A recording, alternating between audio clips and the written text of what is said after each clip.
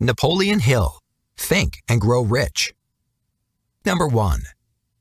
We can only accomplish our aims in life if we are driven by a burning desire. A great number of us wish for wealth and financial independence, but wishing alone isn't going to help us achieve our goals.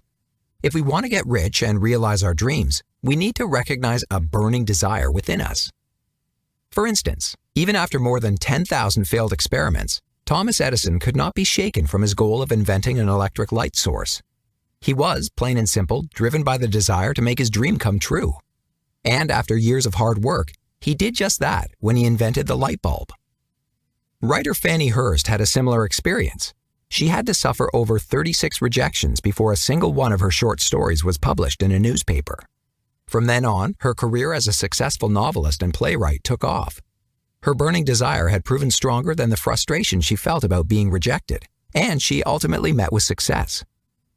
So it's essential for those of us who want to be successful to examine our own personal attitude towards setting our goals and dreams. How do we feel about our goals and dreams? Are they only castles in the sky? Or is our burning desire strong enough to make them come true one day? Number 2. Goal setting and detailed planning are the basis of every achievement. Every success story begins with people who know what they want to achieve. So, before you begin chasing after any old dream, you should start by defining your own personal goal as precisely as you can. For example, if you want to get rich, you should decide precisely how much money you want to make. Additionally, you must have a clear understanding of when you want to achieve your goal and what you're prepared to invest to accomplish it. Because setting a specific goal is pointless if it's floating in some indeterminate future where you'll only ever be able to pursue it half-heartedly. It's also important to come up with a plan that outlines every step you'll need to take until the realization of your goal. And once you have a plan, get cracking. Don't waste another minute. The following method comes in handy if you want to make sure that your desire for success is anchored deeply enough in your own thoughts and actions. First, write down your goal and your detailed plan for achieving it. Then, read it aloud twice every day. Once in the morning after you get up, and once every night before going to bed. Follow these recommendations and it'll make it a lot easier for you to get rich or make any other dream come true. Number 3. Successful people have an unwavering faith in themselves. Having an unwavering faith in yourself is a way of making sure that you can and will achieve your goals. You can only achieve success if it's based on self-confidence and an unwavering faith in yourself. No wealth has ever been acquired, no faraway continents ever discovered, nothing ever invented without this faith as its basis. One paradigmatic example of the power of faith was Mahatma Gandhi. Even without access to the typical instruments of power, like money or the military, he managed to defy British colonial power and lead his country to freedom. The only backing he had was his unbending belief that he could exercise an influence so great upon his fellow countrymen that they would stand up for their common goals. Our own faith in ourselves has an enormous influence on our self-image and way of life. It can, in the truest sense of the word, help us move mountains. Number 4. By using autosuggestion, our subconscious can influence our behavior. Unwavering faith in yourself is not necessarily something you're born with or that falls from the sky. Anybody can develop it bit by bit through autosuggestion. Autosuggestion describes a way of influencing yourself by thinking very specific and purposeful thoughts or ideas. You can use it to convey certain commands or positive goals to your own subconsciousness, and, in doing so, to increase your own belief in yourself. In general, autosuggestion consists of persuading yourself that you can reach your goals, your thoughts can be transformed into reality, and you must go your own way with confidence. The more you use autosuggestion, the likelier it is that it will help you achieve success. If you impress your desires and goals in your unconsciousness, it will steer all your thoughts and actions towards making them come true. Number 5. Knowledge is power, but it doesn't have to be what you learned in school. Knowledge can make it a lot easier to achieve your aims in life. All you have to do is take a few basic points into consideration. First of all, you need to take the traditional meaning of knowledge and education and throw it out the window. Because being knowledgeable or well-educated isn't limited to having a high school diploma or university degree. Uneducated people can also know a heck of a lot, as Henry Ford clearly demonstrated. Although he didn't make it to high school, it didn't stop him from establishing an industrial empire and making millions. If you want to be successful, you don't need to stuff your head with too many facts.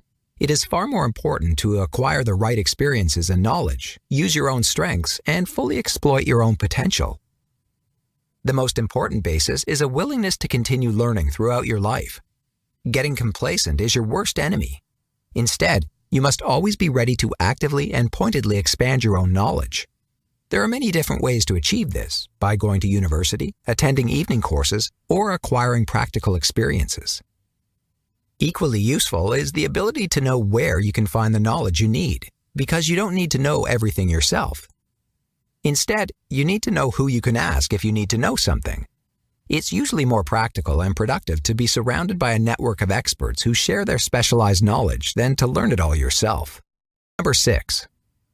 The workshop of the imagination, where we can turn our dreams into reality.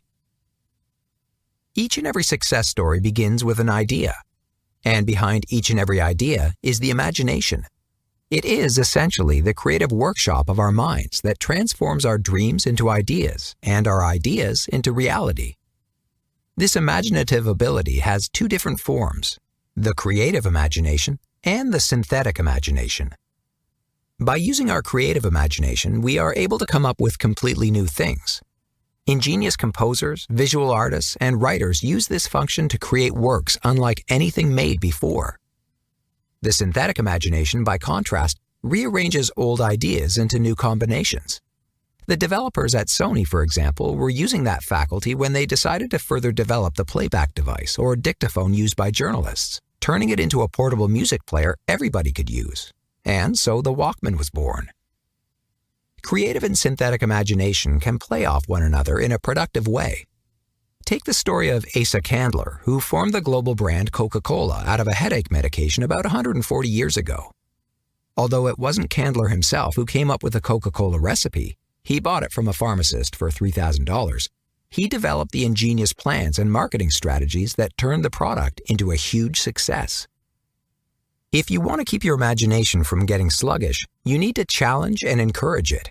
And you can achieve that by stimulating it, keeping it active, and training it like a muscle. The more frequently you use it, the more productive and powerful it will become. Number 7. Knowing your own strengths and weaknesses increases your chances of professional success. One important building block for professional success is an awareness of your own strengths and weaknesses. In other words, being self-aware. Since things like having vague goals, lacking ambition, procrastinating, and lacking resolve are common reasons for failure, self-awareness can help to constructively take action against these weaknesses, or at least to balance them out with your strengths. In order to be able to figure out exactly what your strengths and weaknesses are, it's advisable to perform a thorough and honest self-analysis. Don't worry, this doesn't require going to a psychologist. It's more than enough if you go through a checklist of questions, which should include: have I achieved my aim for this year?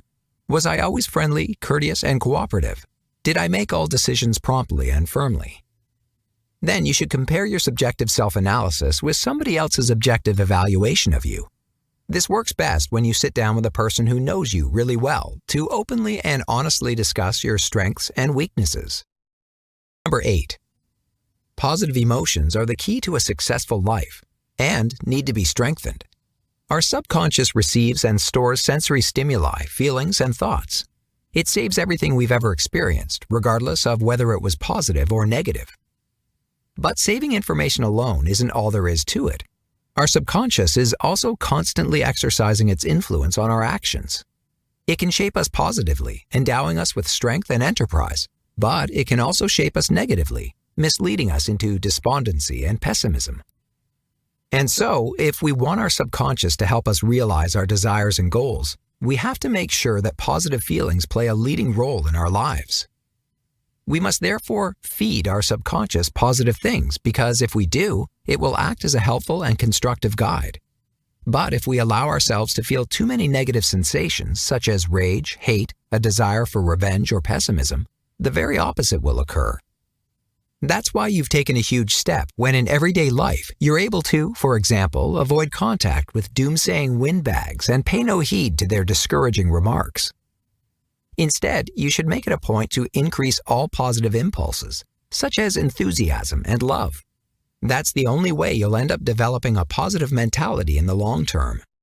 Number 9. Successful people are remarkable for their determination and steadfastness. The analysis of over 25,000 life stories of people who failed to achieve professional success shows that a lack of determination is the main reason for their failure. The analysis of the success stories of multimillionaires revealed, by contrast, that they all had two characteristics in common.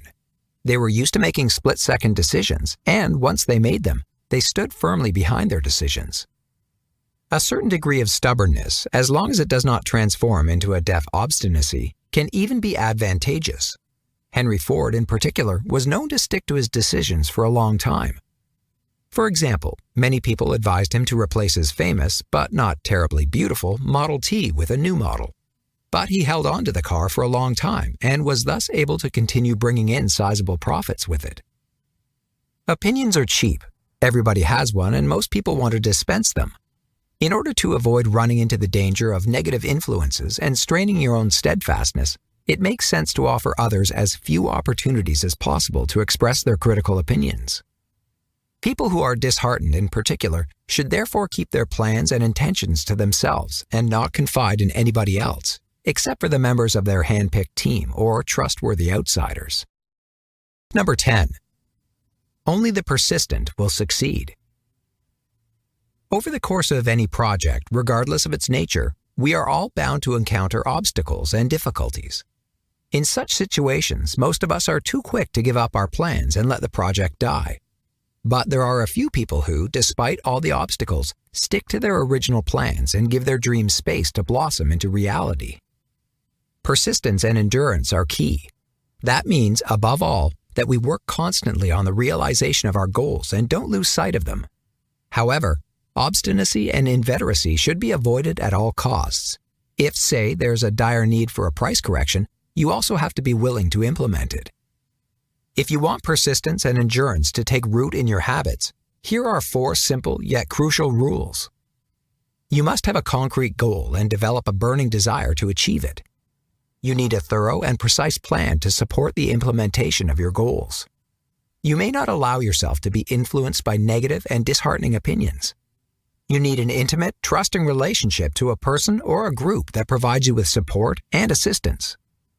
Think of these rules as a special exercise program to help you build up your personal endurance and persistence. Number 11. Achieving great things requires being smart and surrounding yourself with smart people. The bigger the goal, the more complex the planning. The more complex the planning, the more difficult the goal's execution. The more difficult the execution, the more dependent the brains behind the project will be on the creative, intellectual, and moral support of others.